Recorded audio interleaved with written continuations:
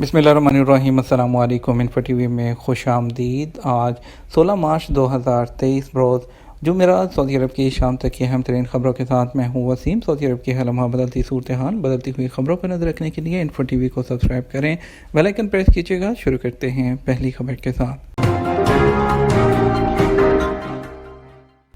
مسجد الحرام میں تراویح اور تہجد کے لیے امامت کا شیڈول جاری۔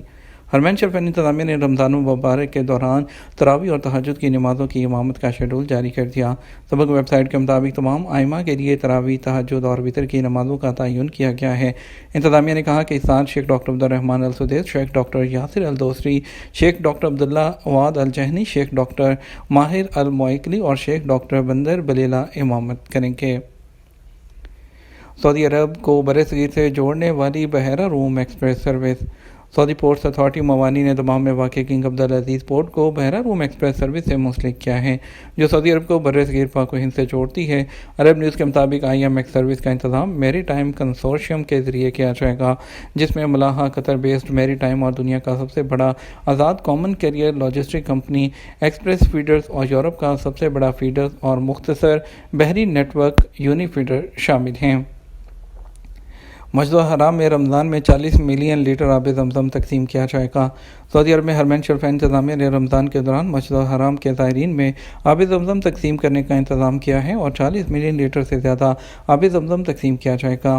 سرکاری خبررساں ایجنسی SPA کے مطابق مسجد الحرام میں سقیہ زمزم ادارے کے انچارج عبدالرحمن الزہرانی نے بتایا کہ مسجد الحرام میں تمام مقامات پر آب زمزم تقسیم کرنے کے لیے 30,000 کولرز کا انتظام کیا گیا ہے۔ اس طرح مسجد الحرام کے داخلی اور خارجی صحنوں میں سنگ مرمر کی سبیلوں سے بھی آب زمزم حاصل کیا جا سکے گا۔ انہوں نے کہا آب زمزم کی تقسیم کو منظم اور معیاری بنانے کے لیے 1423 اہلکار تعینات کیے گئے ہیں۔ روبوٹ ٹیکنالوجی اور سمارٹ ٹرالیوں کے ذریعے بھی آب زمزم تقسیم کیا جا رہا ہے۔ جدہ میں فارمولا 1 کی تیاری، کارنش روڈ بند۔ محکمہ ٹریفک جدہ نے کہا ہے کہ فارمولا 1 کی تیاریوں کے سلسلے میں کارنش کے بعد راستے ٹریفک کے لیے بند کر دیے گئے ہیں۔ سبق ویب سائٹ کے مطابق جدہ میں فارمولا 1 جو ہے وہ جمعہ 17 مارچ سے 19 مارچ تک جاری رہے گی۔ محکمہ ٹریفک نے کہا کہ شہزادہ فیصل بن فہد شاہراہ سے کارنش روڈ کو مکمل طور پر بند کر دیا گیا ہے، جبکہ ٹریفک کے لیے متبادل راستہ کھول دیا گیا ہے۔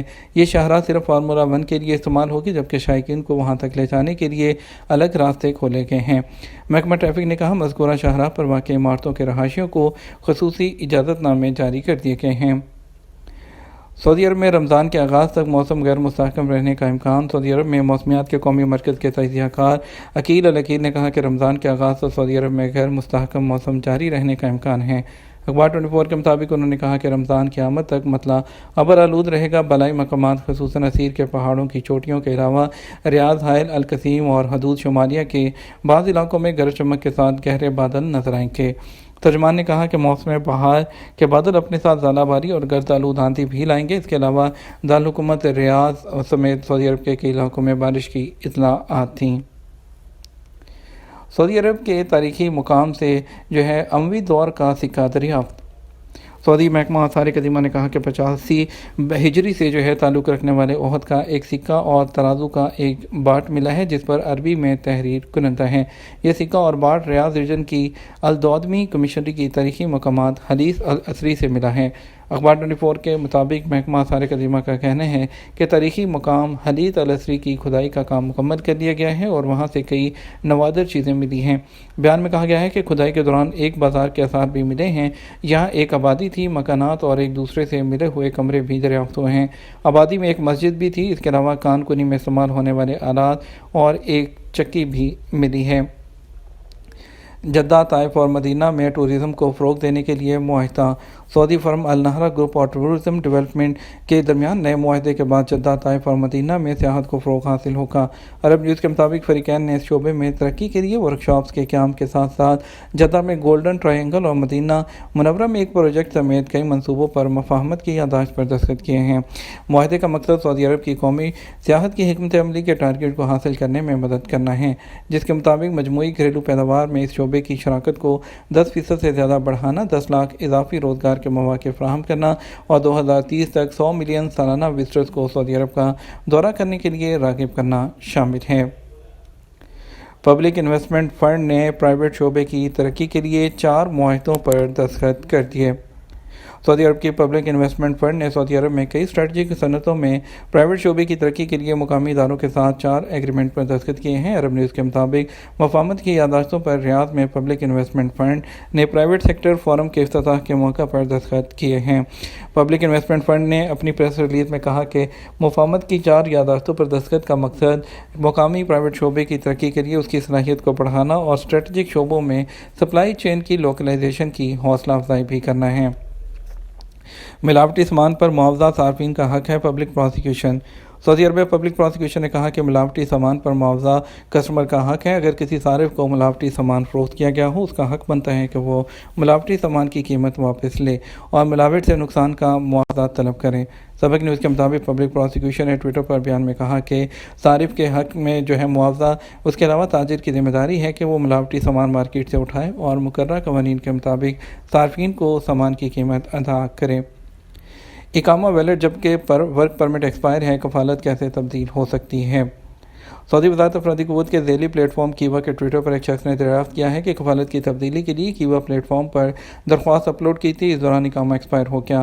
جبکہ کفالت کی تبدیلی کے لیے دیا گیا نوٹس پیریڈ ختم نہیں ہوا، کیا کفالت کی تبدیلی کا عمل مکمل ہو سکتا ہے؟ کیا اقامہ ایکسپائر رکاوٹ بن سکتا ہے؟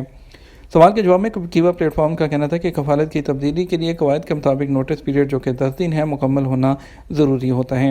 اس سے قطع نظر اقامہ ویلڈ ہے یا ایکسپائر ہو گیا، اس سے کوئی فرق نہیں پڑے گا اور کفالت کی تبدیلی کے لیے دی گئی درخواست پر کارروائی جاری رہے گی۔ واضح رہے کہ افرادی قوت اور سماجی بہبود آبادی کی جانب سے غیر ملکی کارکنان کی کفالت کی تبدیلی کے عمل کو ڈیجیٹل بنانے کے لیے کیوا پلیٹ فارم متعارف کرایا گیا ہے۔ ابتدا میں کیوا پلیٹ فارم کو تجرباتی طور پر متعارف کرانے کے بعد اب اسے نقل کفالہ کرنے کے لیے لازمی قرار دیا گیا ہے۔ کیوا پلیٹ فارم پر کفالت کی تبدیلی کی درخواست اپلوڈ کرنے کے بعد نئے کفیل کی جانب سے کارکن کے لیے جاب کا ایگریمنٹ تیار کر کے اسے پورٹل پر اپلوڈ کیا جاتا ہے اور اس کا لنک جو ہوتا ہے وہ کارکن کو بھیجا جاتا ہے۔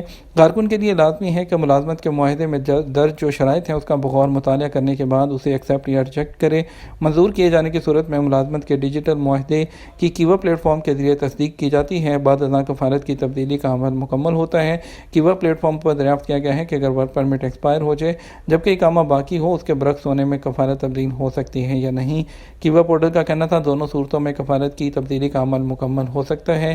مقررہ قواعد کے مطابق کیوا کے ڈیجیٹل پلیٹ فارم پر کافی سہولتیں فراہم کی گئی ہیں، تاہم ان سے واقفیت ہونا وہ ضروری ہے۔ واضح رہے سعودی وزارت داخلہ کی جانب سے اس سال کے آغاز سے اقامہ قوانین میں کافی تبدیلیاں کی جا چکی ہیں اور اس حوالے سے حروب کیسز کے بارے میں بھی قوانین میں کی جانے والی تبدیلیوں کے بعد اقامہ اور کفالت کے تبدیلی کے مراحل کافی بہتر ہوئے ہیں۔